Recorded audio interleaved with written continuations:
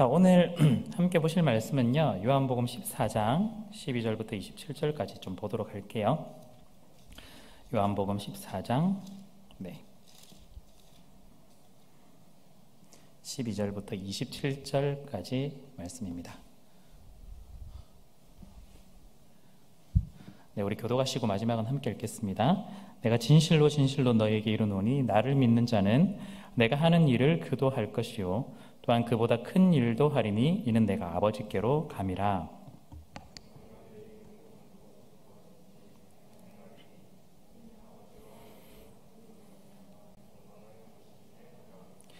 내 이름으로 무엇이든지 내게 구하면 내가 행하리라. 내가 아버지께 구하겠으니 그가 또 다른 보혜사를 너희에게 주사 영원토록 너희와 함께 있게 하리니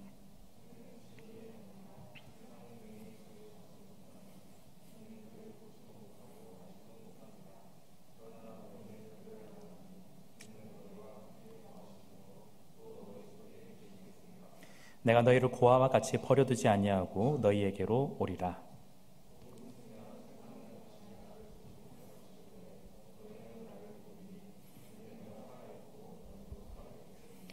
그날에는 내가 아버지 안에 너희가 내 안에 내가 너희 안에 있는 것을 너희가 알리라.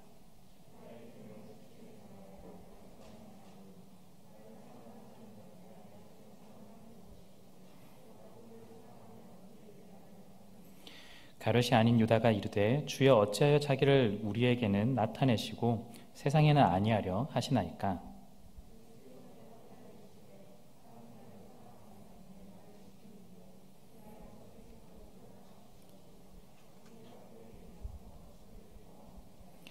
나를 사랑하지 아니하는 자는 내 말을 지키지 아니하리니 하나니 너희가 듣는 말은 내 말이 아니요 나를 보내신 아버지의 말씀이니라.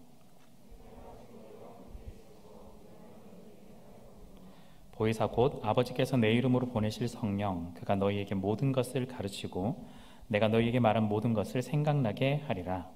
평안을 너희에게 끼치노니 곧 나의 평안을 너희에게 주노라. 내가 너희에게 주는 것은 세상에 주는 것과 같지 아니하리라.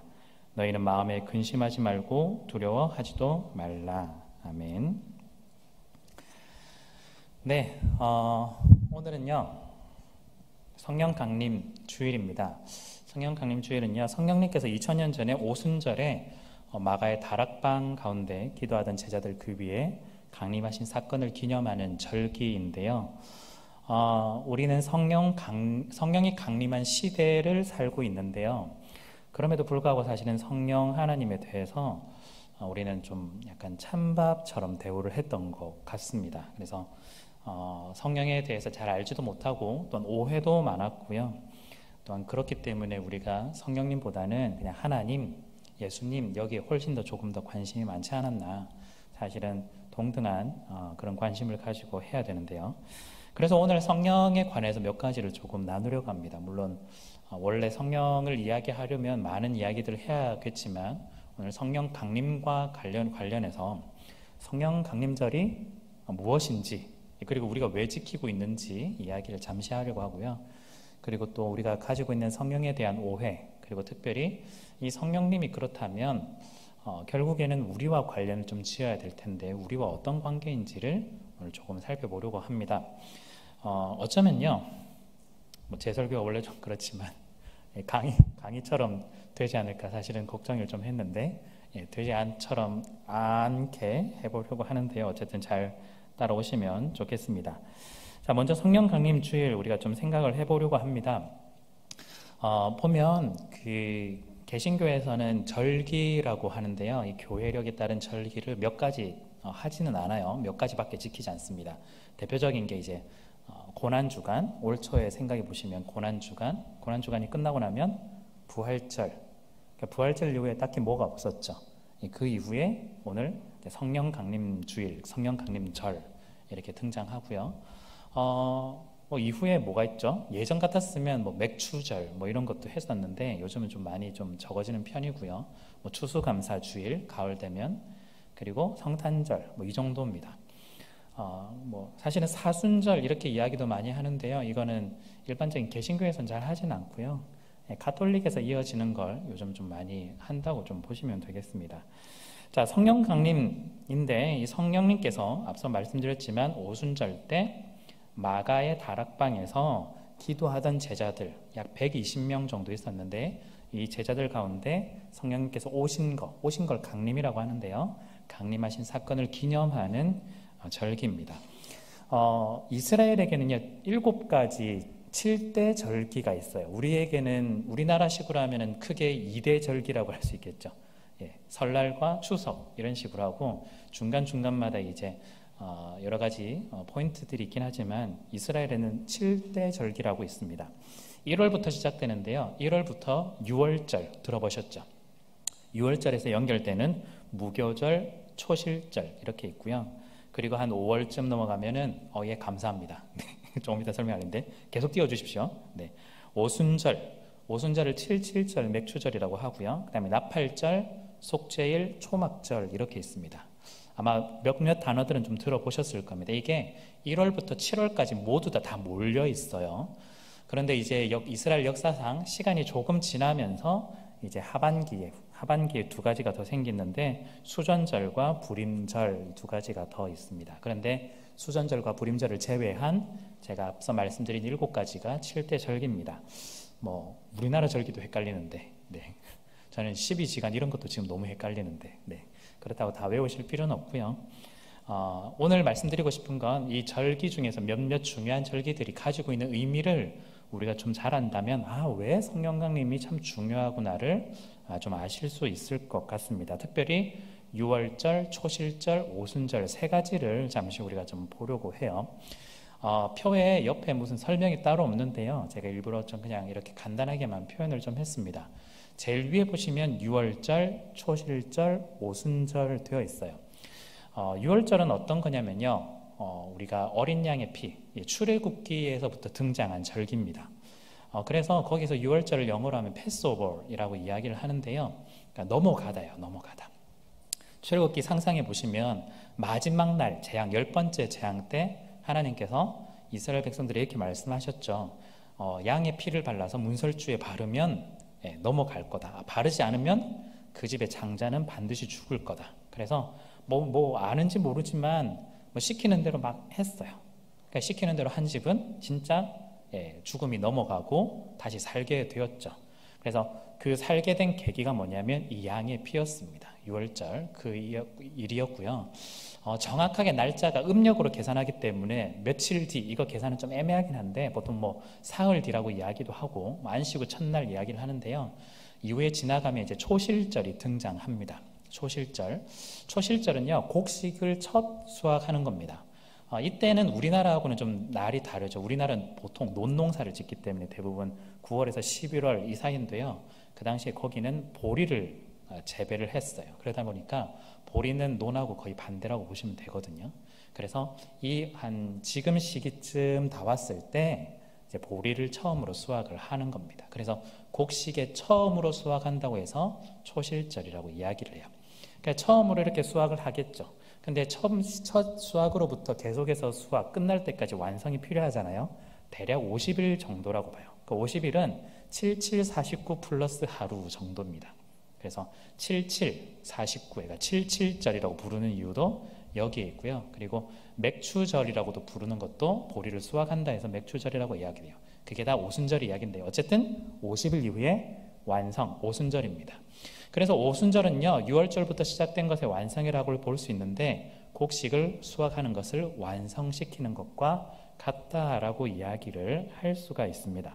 자, 먼저 6월절부터 다시 한번 제가 좀 설명을 드리면요. 6월절이 어린 양의 피를 발라서 넘어갔잖아요. 그런데 그 구약의 출애굽의 사건이 사실은 신약의 예수님을 미리 보여주는 사건이에요. 예수님의 피를 통해서 구원을 얻는다. 그래서 예수님의 사역 중에서 한 가지를 선택해서 대입을 해보면 6월절은 예수님의 십자가라고 볼 수 있어요. 고난과 십자가. 그래서 예수님이 어린 양의 피를 드렸던 것처럼 화목제물로 드리게 되는 거죠. 오늘날 우리는 이 6월절을 지키지는 않아요. 6월절 지키지 않습니다. 왜냐하면 6월절은 이미 예수님으로 인해서 완성되었다고 보기 때문에 그러면 이 날들을 예수님의 십자가를 기억하면서 기념하기 위해 우리는 어떻게 하냐면 흔히 말하는 고난주간을 보내요. 그래서 6월절 때 어린 양을 오늘날로 표현한다면 우리 고난주간쯤에 해당하겠구나. 그냥 주간이에요. 정확한 날이 아니고. 그런데 이제 예수님께서 십자가에 달려 돌아가시고 나서 며칠 뒤에, 사흘 뒤에, 3일 뒤에 부활을 하셨죠. 그래서 이 안식 후 첫날 돼 있는데요. 당시 유대인들 굳이 따지자면 대략 한 토요일쯤 됩니다. 안식일이. 그래서 토요일 다음 날, 그래서 오늘날 우리는 일요일 이날을 주일이라고 부활을 기념하면서 이 주일을 지켜요. 그래서 우리가 오늘 우리가 일요일이라고도 하기도 하고요, 주일이라고도 하기도 하는데, 우리가 주일이라고 하는 이유는 이 날이 주님의 날입니다 라고 고백하는 것도 있고요, 한 가지는 우리가 부활을 기념해서 이 자리로 모이는 거예요. 사실은 예수님께서 십자가에 죽으시고 부활했는데 그 부활을 기념하며 나도 죽고 다시 산 것을 기념하며 함께 모이는 날이라고 해서 우리가 주일이라고도 합니다. 그래서 초실절, 곡식의 첫 수확인데요, 첫 수확이 의미하는 건 뭐냐면 예수님이 처음으로 부활하신 걸 이야기를 하는데, 성경에 보면 뭐라고 표현하냐면 예수님이 부활하신 건 잠자는 자들의 첫 열매다라고 이야기를 해요. 잠자는 사람들이 이제 깨어나는 게 필요한데, 즉 우리가 죽고 나면 우리는 그렇게 좀 표현을 하잖아요. 그냥 죽었다라고 표현하지 않고 잠잔다라고 성경은 표현해요. 왜냐하면 곧 깨어날 사람들이기 때문에. 그런데 그 첫 번째 스타트를 누가 끊었냐면 예수님이 끊었다는 거죠. 그래서 예수님이 부활의 첫 열매, 잠자는 사람들이 일어나는 첫 열매로 표현을 하고 있습니다. 그래서 우리는 이 초실절을 오늘날에는 어떤 방식으로 기념하고 지키냐면 부활절로 지키는 거예요. 부활절입니다. 부활절 날짜가 픽스되어 있지 않죠. 성탄절은 12월 25일 이렇게 되어 있는데, 왜냐하면 그 당시에 이스라엘 사람들도 이거는 거의 음력 개념으로 왔다 갔다 했거든요. 초실절이. 우리 논농사 짓고 밭농사 할 때도 보면은 정확하게 양력으로 하는 게 아니고 음력으로 계산을 다 하잖아요. 춘분, 추분, 하지, 동지 다 음력으로 계산하잖아요. 마찬가지입니다. 이 날도 음력으로 계산하기 때문에 부활절이 왔다 갔다 하는 거예요. 날짜가 픽스되어 있지 않고. 근데 부활절 이후, 부활주일 이후 50일 되는 날, 7일 곱하기 일주일짜리가 7번, 그래서 77, 49일 플러스 하루 해서 50일 되는 날이 오순절, 77절이라고 하는데요, 이 날이 마지막 오늘 설명드리는 그 부분입니다. 그래서 수확이 완전히 맞춰지는 순간, 그러니까 수확의 완성인 거죠.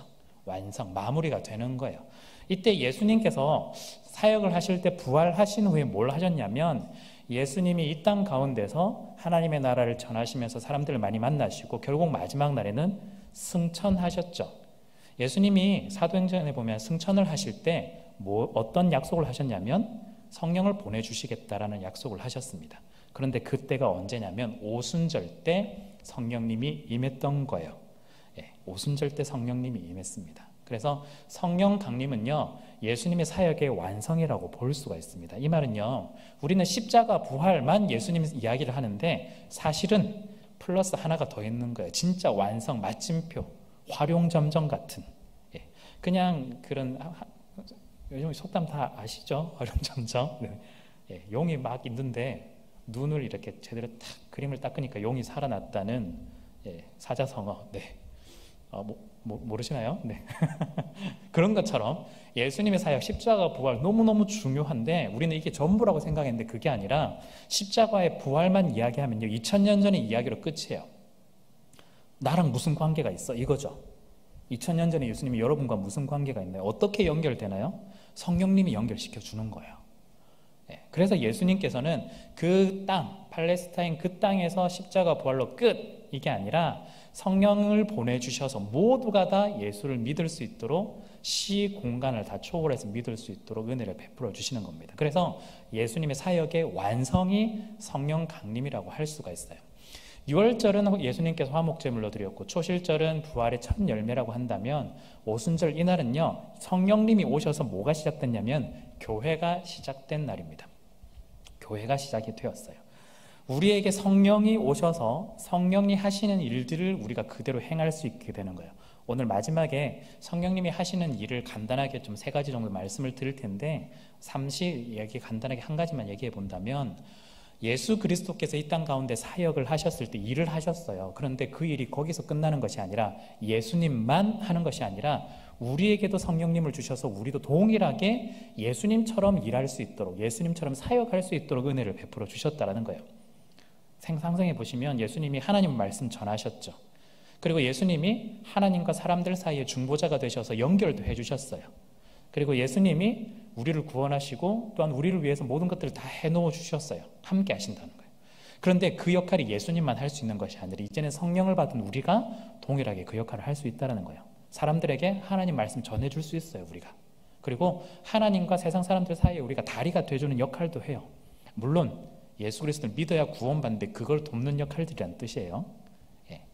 우리가 그 과정 속에서 예수님께서 하신 일들을 함께 동참하면서 참여하면서 할 수 있게 됩니다. 그것이 바로 교회의 시작이라고 할 수 있어요. 교회는 우리가 이렇게 표현하죠.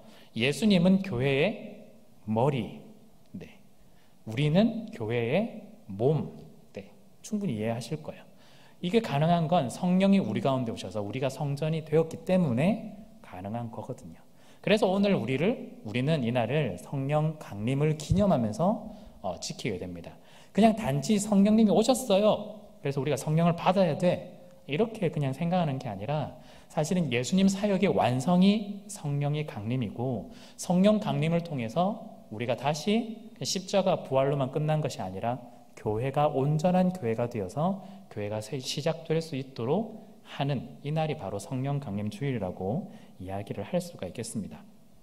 자, 그래서요, 여러분들께서 이제 성령 강림을 생각하실 때 성령 강림절, 성령 강림 주일을 1년에 한 번씩 이때쯤 부활주일 지나고 나서 50일 지난 주일날 하게 될 텐데, 그냥 성령님이 오셨어, 그냥 가볍게 넘어가지 마시고 우리가 성부, 성자, 성령 그 삼위 하나님의 관심이 있는 것만큼 균등하게 33.3%의 관심을 여러분들이 주셔야 돼요. 교회 오면 계속해서 예수님 이야기만 하잖아요. 우리가 물론 너무 중요하기 때문에 예수님 이야기가 지분이 좀 너무 많은데요, 사실은 33.3%의 각각의 지분을 가지고 우리가 균등하게 이야기를 할 필요가 있어요. 그만큼 중요하다는 뜻이에요. 왜냐하면 우리는 예수님 시대에 사는 게 아니거든요. 지금 예수님이 육체의 몸을 입고 여러분들 가운데 옆에 있나요? 그게 아니거든요. 2000년 전에 예수님 이야기는 사실은 끝이 났는데 그 이야기가 오늘날까지 계속해서 우리 가운데 삶 가운데 적용돼서 할 수 있는 건 성령님이 계시기 때문에 가능한 거거든요. 지금은 성령의 시대입니다. 그렇기 때문에 오히려 더 성령에 관심을 가져야 된다라는 거예요.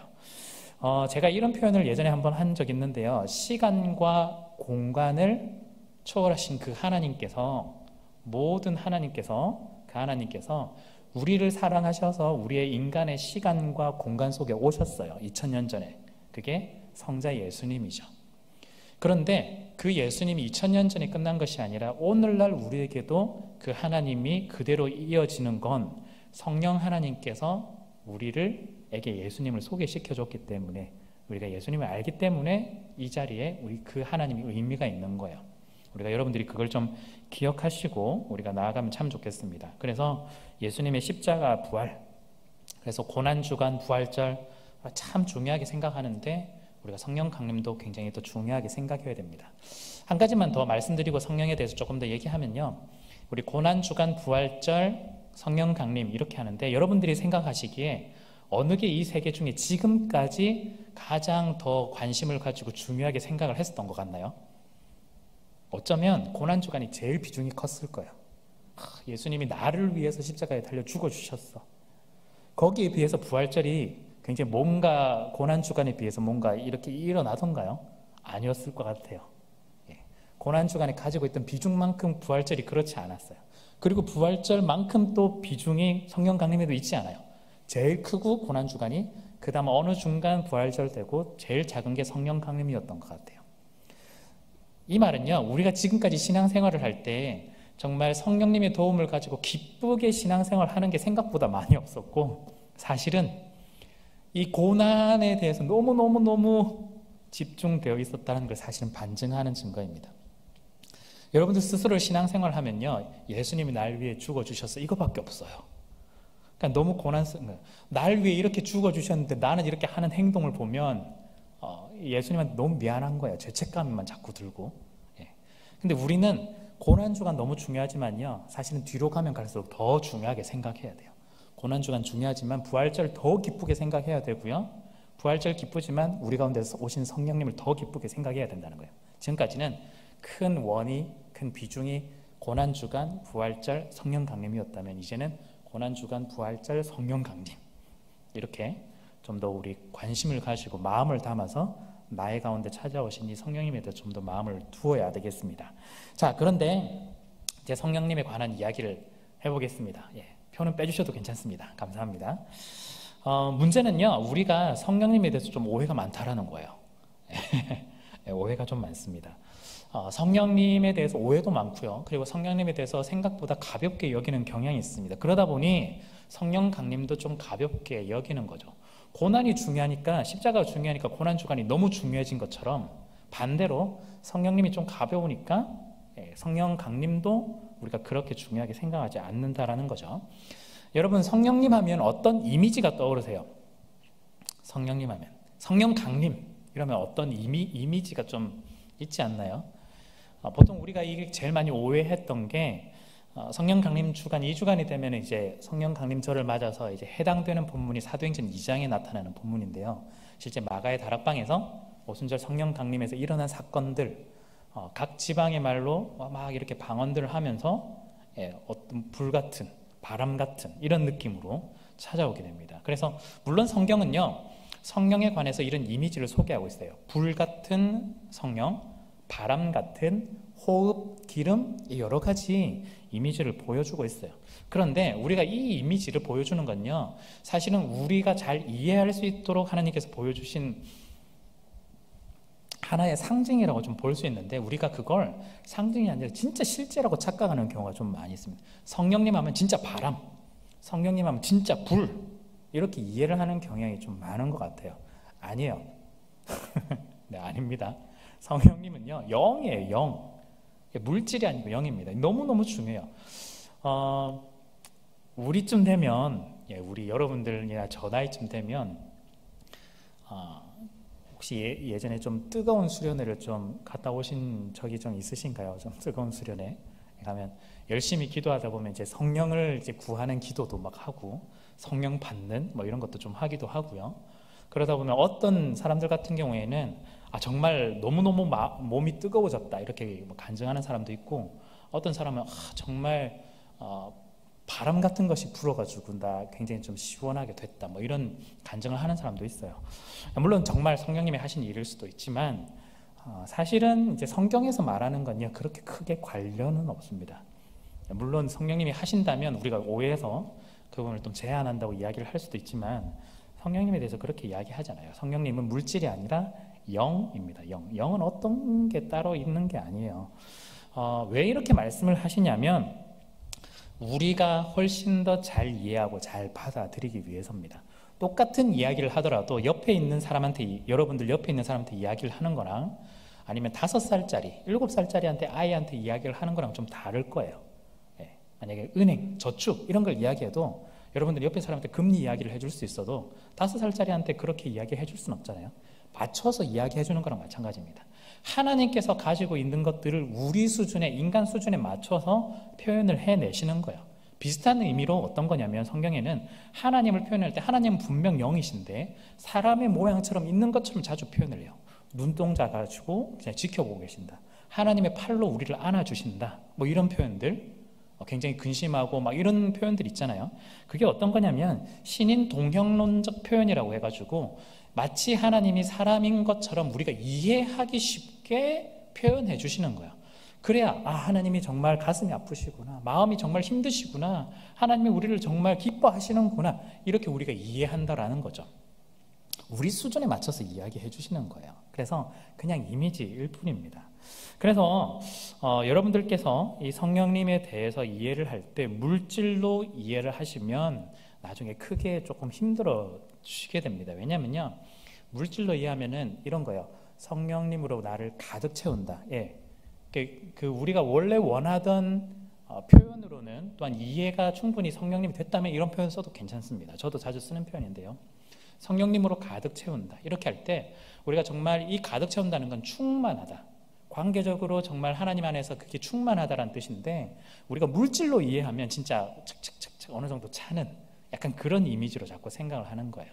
예, 진짜 물 같은, 물이 차서 넘치는 그런 이미지로 자꾸 생각을 하게 됩니다. 그렇다면 물질로 이해하게 되면 어떤 거냐면요, 물질이 빠지는 경우도 있고 차는 경우도 있을 거 아니에요. 그러니까 성령님이 물질처럼 착 차는데 어떤 순간에는 우리가 잘못하면 착 사라지는 거죠. 쭉 물이 빠지듯이. 그렇게 이해를 하는 거야. 계속해서 채워달라는 표현으로 우리가 자꾸 표현을 하게 됩니다. 우리가요, 이러다 보니 성령님이 나랑 함께 계시지 않는 것 같기도 하고, 또한 계신다고 하면 뭔가 어떤 불같이 물같이 이런 느낌으로 체험적으로 오게 만들려고 하는데 그렇지 않다라는 거예요. 우리는요, 이 물질이라는 것을 벗어나서요, 존재로적인 관계로 성령님에 대해서 우리는 반드시 좀 접근을 해야 됩니다. 성령님은요, 인격적인 존재예요. 그래서 제가 지금 말씀드리는 부분이 참 중요한데요, 성령님은 영이시고 하나님이시고 또 우리와 함께 교제하길 원하는 인격적인 존재입니다. 인격적인 존재예요. 인격적인 존재. 그래서 마치 여러분들 옆에 있는 사람들과 친구들과 친밀도가 증가하는 것처럼, 우리가 성령님과 함께 교제할 때 우리 가운데 성령으로 충만해진다는 거예요. 조금 쉽게 말씀을 드리면 사랑하는 것과 비슷해요. 여러분들 뭐 남자친구나 여자친구나 사랑한다고 할 때 그 사람 생각하게 되잖아요. 그 사람 한번 얼굴 한번 더 보고 싶고 손 한번 더 잡아보고 싶고 같은 시간을 공유하고 싶고, 그거예요.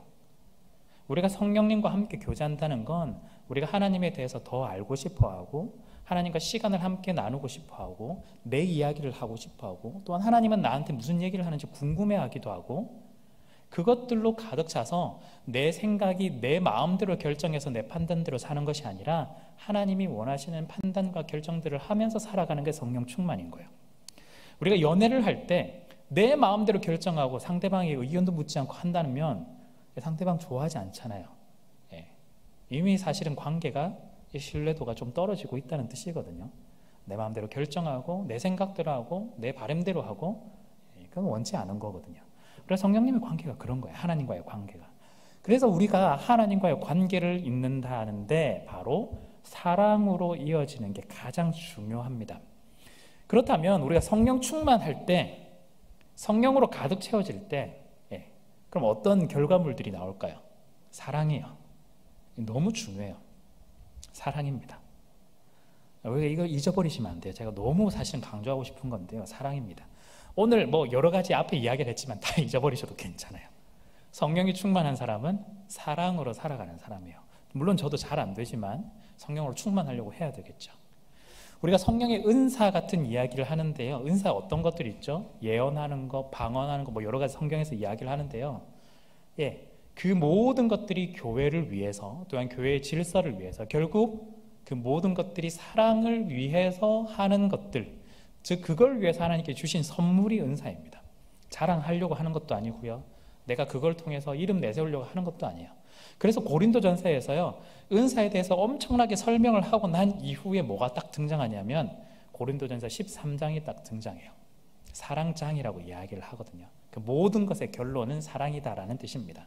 그래서 여러분들, 성령님으로 내가 충만하면 뭔가 엄청난 능력이 생기고 엄청난 기적을 베풀고 엄청난 뭔가를 할 수 있다고 생각하지만 그게 아니라 내가 오히려 더 사랑의 사람이 되는 것, 특히 조금 더 구체적으로 말하면 그리스도의 사랑의 사람이 되는 것이 진짜 성령 충만한 사람의 특징입니다. 조금 더 인내하고 조금 더 사랑하고 조금 더 포용하고, 그래서 성령의 9가지 열매들이 나오잖아요. 사랑과 희락과 화평과 인내와 자비와 양선, 충성, 온유, 절제, 이런 것들이 성령으로 충만한 사람만이 나올 수 있는 이야기들인 거예요. 그래서 여러분들 오해하지 마세요. 뭔가 성령 충만하면, 성령으로 무슨 불을 받으면 막 방언하고 예언하고 뭐 이렇게, 그게 성령의 결과물이 아니라 더 사랑할 수 있는 사람들이 되는 것이 성령의 사람입니다.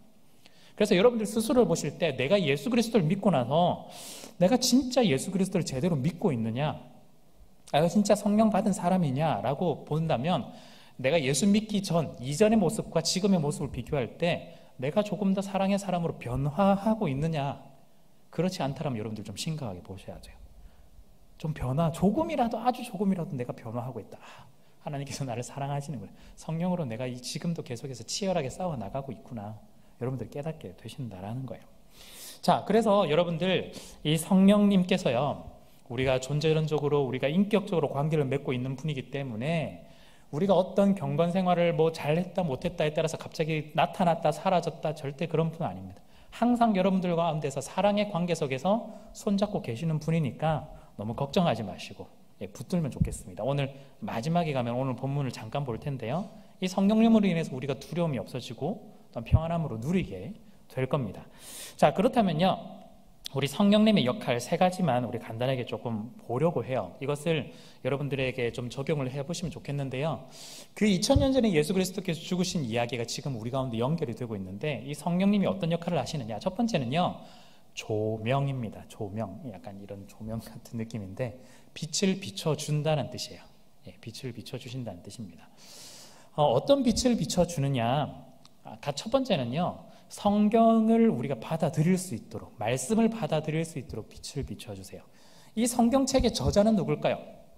성경책에 모세오경의 모세, 바울이 서신이면 바울 이렇게 이야기하겠지만, 물론 성경에는 뭐라고 되어 있냐면 디모데후서 3장 16절에 하나님의 감동으로 되었다라고 이야기를 해요. 그 말은 그 사람의 모든 것들을 하나님께서 활용하시지만 성령의 감동을 통해서 하나님께 주신 말씀들을 잘 적을 수 있도록 하셨다는 뜻이죠. 즉 그 말은요, 이 성경의 진짜 원래 저자는 성령님이라는 거예요.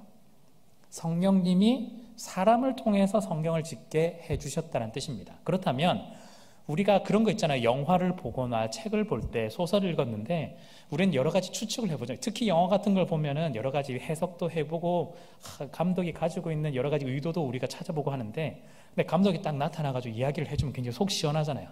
우리는 막 상상하고 있는데 감독은 아무런 생각 없이 그렇게 던져놨다, 막 이렇게 이야기하면 좀 당황스럽긴 하지만 굉장히 잘 맞췄다 이렇게 이야기하기도 하고, 그럼 너무 기분이 좋잖아요. 마찬가지예요. 성령님은요, 마치 영화를 제작한 감독과 같은 그런 느낌인 거예요.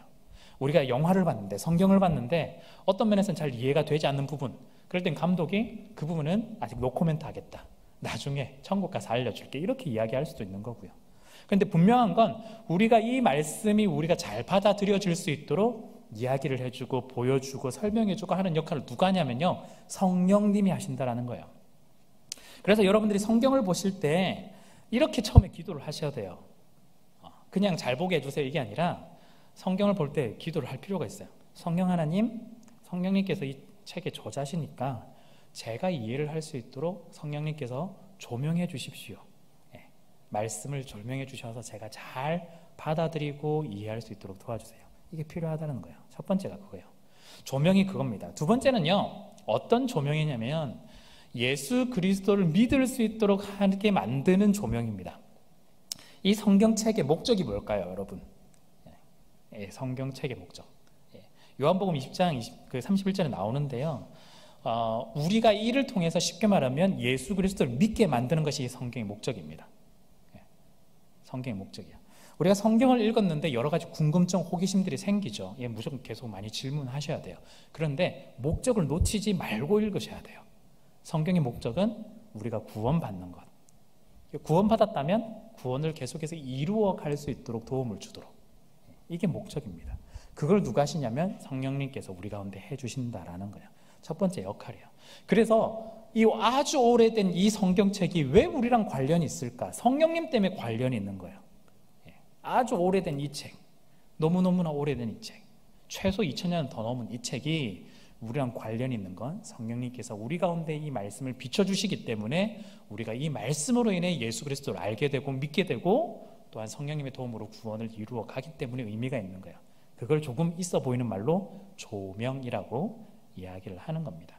자, 그리고 성령님의 역할 두 번째는요, 두 번째는 예수 그리스도와 연합시켜주는 거예요. 사실은 앞에 조명하면서 그리스도 이야기를 조금 했지만 조금 더 쉽게 말하면 믿을 수 있도록 해주세요. 이게 제일 중요한 거예요. 성령님의 가장 중요한 역할 중에 하나가 예수님을 믿을 수 있도록 만들어주는 것이 성령님의 역할입니다.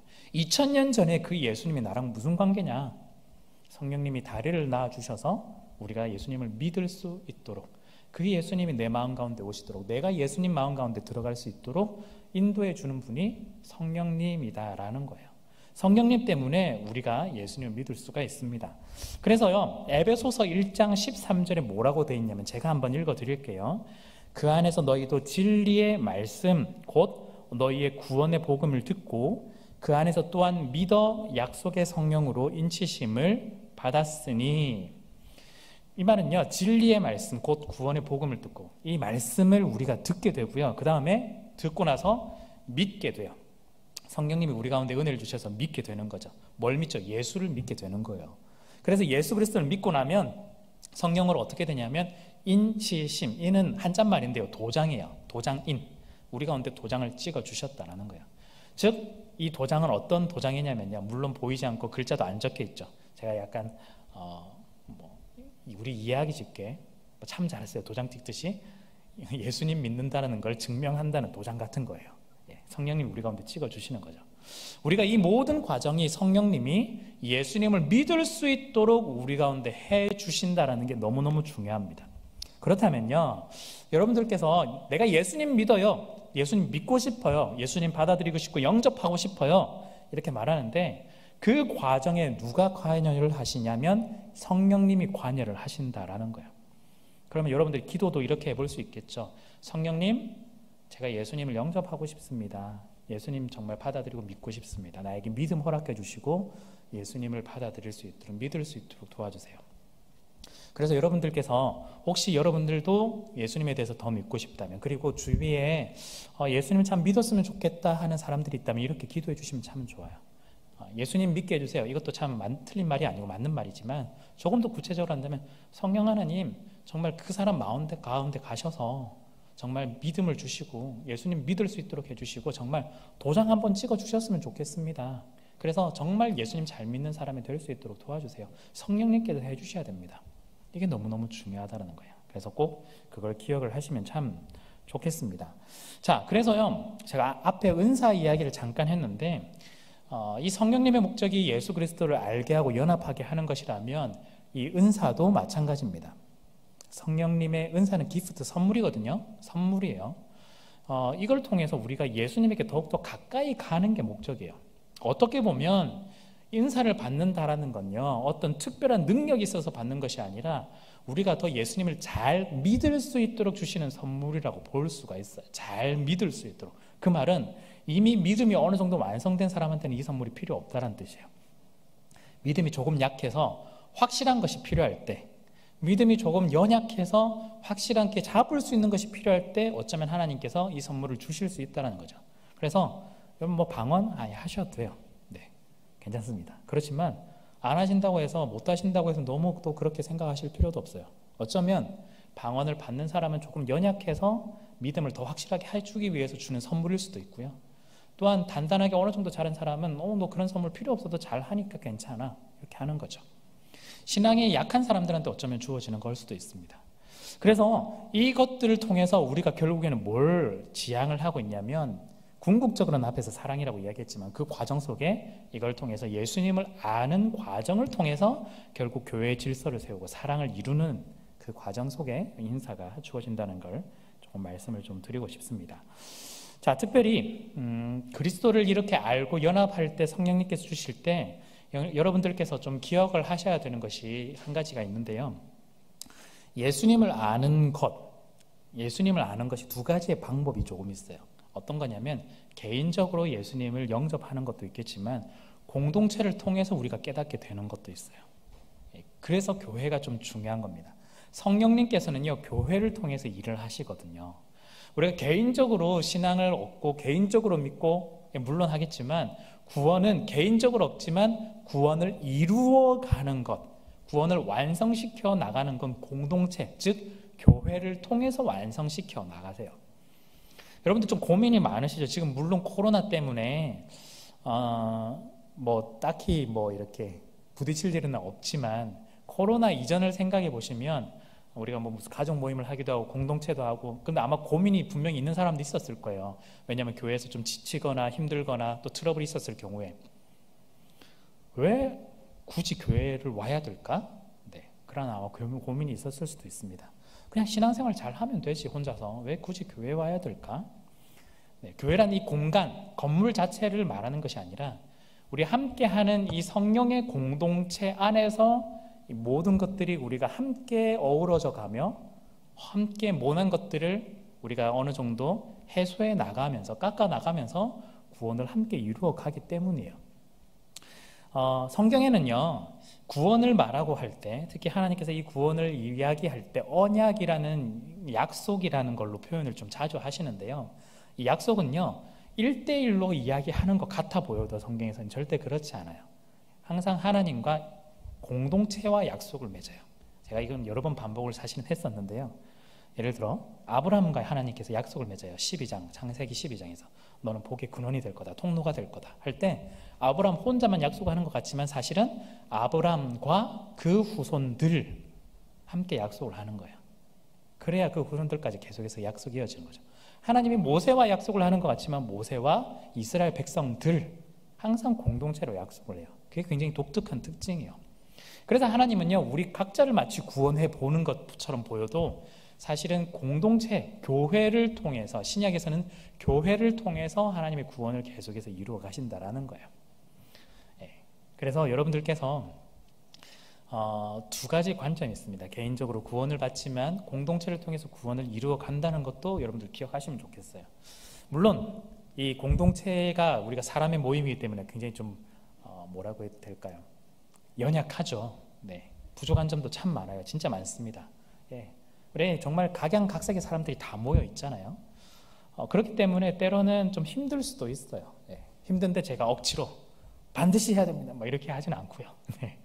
또 우리가 개인적으로는 그 과정들을 이겨나가는 과정이 있었으면 좋겠고, 또한 공동체적으로는 어떻게 하면 우리가 함께 모여서 이 과정들을 함께 이루어 나갈 수 있을까에 대한 고민도 가지면서 구조적으로도 정리도 하며 또한 개인적으로도 이겨내는 과정들이 참 있었으면 좋겠습니다.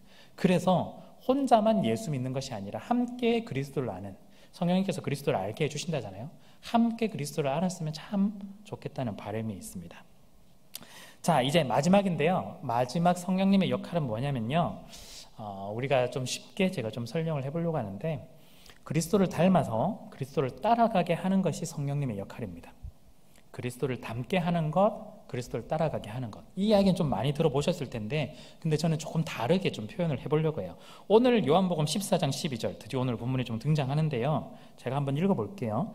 나를 믿는 자는 내가 하는 일을 그도 할 것이요, 또한 그보다 큰 일도 하리니 이는 내가 아버지께로 감이라.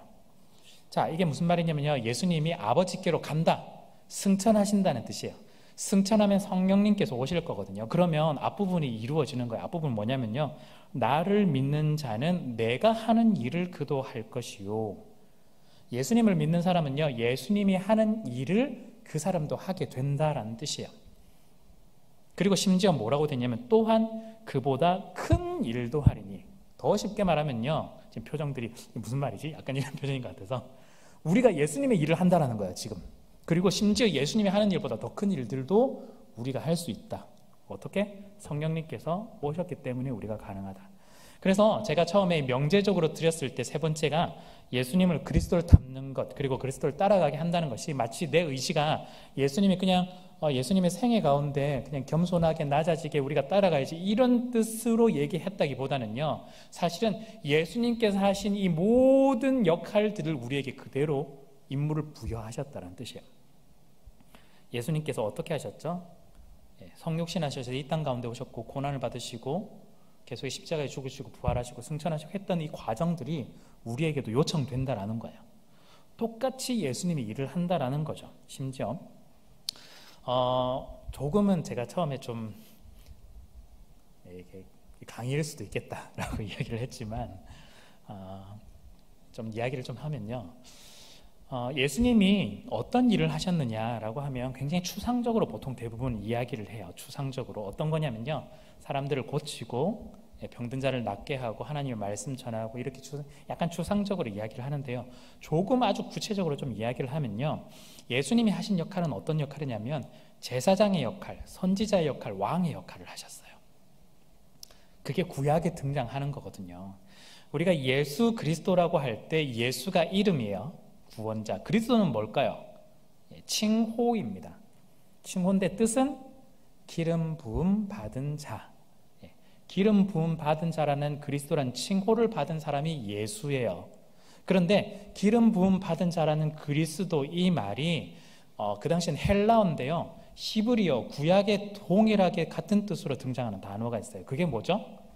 예, 맞습니다. 메시아입니다. 메시아랑 그리스도는 똑같은 거예요. 단지 히브리어와 헬라어 차이일 뿐이에요. 예, 소년과 보이 이렇게 하듯이 똑같은 거예요, 사실은. 그런데 언어만 다른 거예요. 메시아예요. 그래서 메시아가 올 것이다 했는데 그 메시아가 사실은 예수였잖아요. 그래서 예수님을 히브리어 말로 메시아라고 부를 수도 있지만 그 당시 사람들은 다 그리스도를 썼으니까 그리스도라고 이야기를 하는 거예요. 예수는 그리스도다. 그래서 우리가 성경을 읽다 보면은 그리스도가 성처럼 느껴지는데 성이 아니라 그냥 칭호예요. 그래서 예수 이꼴 그리스도, 예수는 그리스도다라고 이 성경에서 이야기는 하는 거죠.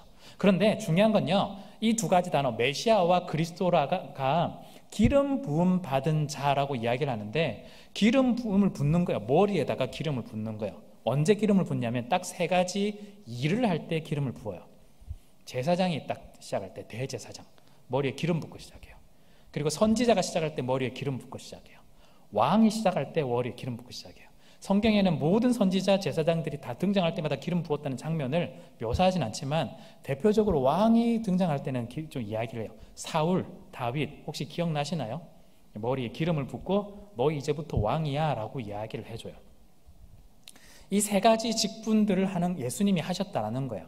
기름 부음을 구약시대 때는 제사장, 선지자, 왕이 따로따로 했는데 지금 예수님이 이 세 가지를 다 하신다는 거예요. 어떤 거죠? 제사장은 하나님과 인간 사이에 제사를 드리는 역할, 즉 화목의 역할. 예수님은 심지어 자기의 목숨을 바쳐서 하나님께 드리고 화목 제물로 드려서 우리와 사람 하나님과의 관계를 완전히 화목시키셨죠. 우리에게 그 역할이 주어진다는 거예요. 제사장의 역할. 그럼 우리는 어떻게 살아가야 될까요? 하나님과 우리 사이에, 그리고 하나님과 나 사이에, 하나님과 세상 사이에 화목할 수 있도록 우리에게 역할을 주셨다는 거예요. 그게 예수님을 닮아서 예수님을 따라가는 삶이라는 거예요. 무슨 말인지 아시겠어요? 제사장이 그렇다면 그 다음에 선지자 역할은 어떤 거죠? 선지자는 하나님의 말씀을 담아서 전하는 거잖아요. 하나님의 말씀을 담아서 전하는 게 선지자잖아요. 예수님도 선지자 역할을 하셨죠. 하나님 나라의 복음을 전하고 말씀 전하셨어요. 그 역할이 이제 우리에게 주어진다는 거예요.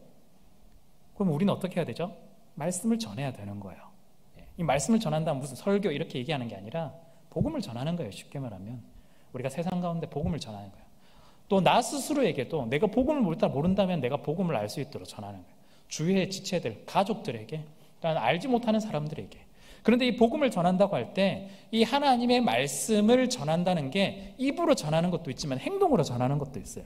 우리는 그냥 모든 사람한테 뭐 예수천당 불신적 이렇게 얘기하면 복음을 전한다고 우리는 생각하는데 그렇지 않아요. 우리가 삶으로 살아가는 것도 어쩌면 소극적으로 보일 수도 있겠지만 이것도 굉장히 중요한 복음을 전하는 방식이에요. 왜냐하면 예수 그리스도께서 그렇게 살아가셨기 때문에 이렇게 살아감을 통해서 예수님이 이런 분이라는 걸 사람들이 알게 되고 깨닫게 되는 과정을 통해서 복음이 전해지는 거거든요. 그래서 여러분들이 어떻게 삶을 살아가느냐가 굉장히 중요합니다. 그것이 진짜 선지자의 역할일 수도 있기 때문이죠. 그래서 선지자는요 그냥 말만 전한 사람들이 아니었어요. 구약시대 때 보면 말 플러스 하나님 맨날 뭐 이상한 거 시켜요. 행동을 자꾸 보이게 하는 거거든요. 그래서 예수님께서 행동을 보여주셨던 것처럼 우리도 행동으로 삶으로 계속해서 복음을 드러낼 필요가 있습니다. 마지막으로 구약의 왕은 나라를 다스리는 거잖아요. 쉽게 여러분들 잘 아시듯이 나라를 다스리는 거예요. 다스릴 때 세금으로 착취하고 이런 게 아니라 우리의 이 백성들이 외부의 공격으로부터 피해를 입지 않도록 보호하는 것, 지키는 것, 그리고 왕으로 먼저 나가서 싸우는 것, 그게 왕의 역할이죠. 예수님이 그 역할을 하셨다는 거예요. 하나님 나라의 통치자. 그렇다면 우리에게 어떻게 적용을 할 수가 있을까요? 우리가 하나님 나라의 왕으로, 성경은 왕 같은 제사장 뭐 이런 식으로 표현을 좀 하는데요. 우리가 완전한 왕처럼 대통령 이런 느낌은 아니더라도 하나님 나라를 다스리는 권리를 얻은 사람들로서 통치를 받는 사람들, 통치를 할 수 있는 사람들로서 세상에서 하나님 나라가 임할 수 있도록 우리가 노력을 다 할 필요가 있다는 거예요. 하나님의 다스림을 받을 수 있도록 해야 된다는 거죠. 첫 번째는 나 자신부터 그렇게 해야 돼요. 하나님의 통치를 받는 사람이 되도록. 나부터 그렇게 안 살아가는데 무슨 세상을 자꾸 막 성시하겠다고. 나부터 그렇게 하나님의 통치를 받아야 돼요. 그게 성령 충만인 거예요. 성령으로 가득 차서 내가 하는 행동과 판단과 결정들 모든 것이 내 뜻대로가 아니라 하나님이 원하시는 뜻대로 이루어지는 것. 그것이 진짜 하나님 나라가 통치가 이루어지는 거잖아요. 우리의 삶 가운데서 내가 하는 그 순간순간마다 그렇게 나갈 때 하나님의 나라가 이 땅 가운데 이루어진다는 걸 보여주는 겁니다. 그래서 성령께서 하시는 역할을 제가 세 번째로 아까 그리스도를 닮아가는 것, 그리스도를 따라가는 것 했는데 우리는 지금까지 그냥 뭐 그리스도를 따라가는 것 이렇게 자꾸 생각을 하기 마련인데 그게 아니라 예수 그리스도께서 실제로 행하신 사역들, 선지자와 제사장과 왕의 그 사역이 성령님을 통해서 우리 가운데 주어졌는데 우리가 그 일들을 이제 해나갈 수 있다는 거예요. 심지어 아까 12절을 읽어본 것처럼 예수님이 하신 것보다 더 큰 일들을 우리가 해나갈 수 있다고 굉장히 크게 우리에게 임무를 주셨어요. 그리고 실제로도 할 수 있습니다. 여러분들 좀 두렵겠죠? 저는 너무 두려워요. 나 못할 것 같은데 어떻게 할 수 있을까요? 그래서 오늘 17절과 18절에 보니까 이렇게 이야기를 해요.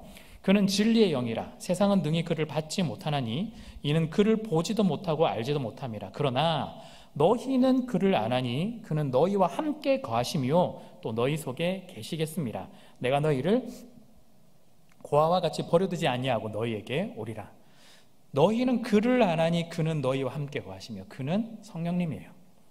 우리가 성령님을 알고 성령님도 우리 가운데 아니까 우리와 함께 거하게 될 거다라고 이야기를 합니다.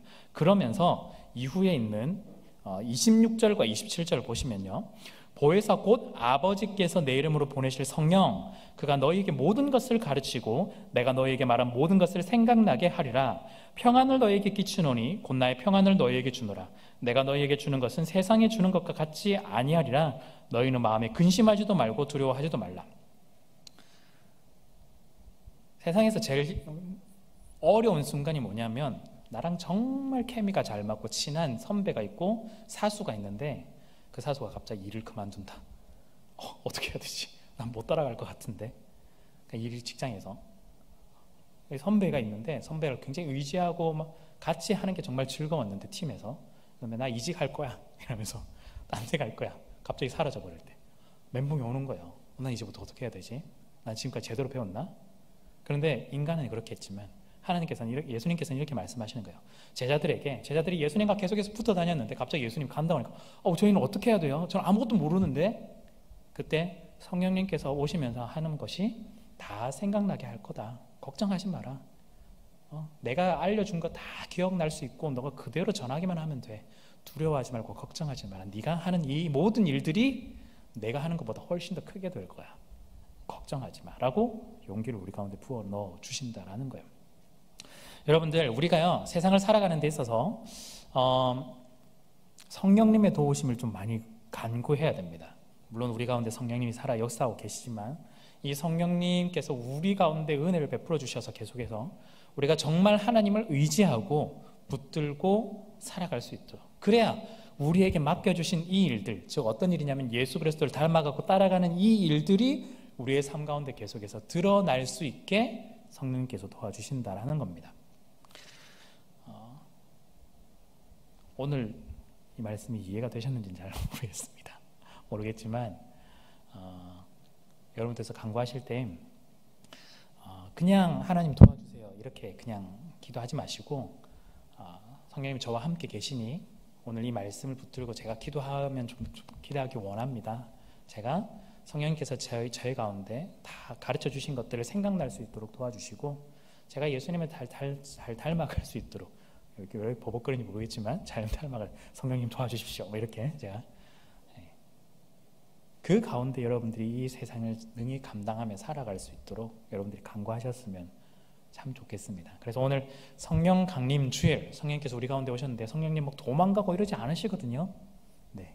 물론 우리는 간구할 때 성령님 오십시오, 성령님 내 마음 가운데 오셔서 나를 가득 채우시오, 이런 간구는 필요하지만 없기 때문에 뭐 갑자기 부르고 막 이런 거 아니에요. 네. 우리 가운데 마음에 충만하고 가득 채워달라는 의도로 우리가 이야기를 하는 겁니다. 여러분들이 성령으로 충만해지셔서 성령으로 살아갈 수 있었으면 좋겠습니다. 그래서 여러분들이 성령의 사람이 되시고 하나님 붙들고 끝까지 나아가는 여러분들 되시기를 간절히 바랍니다.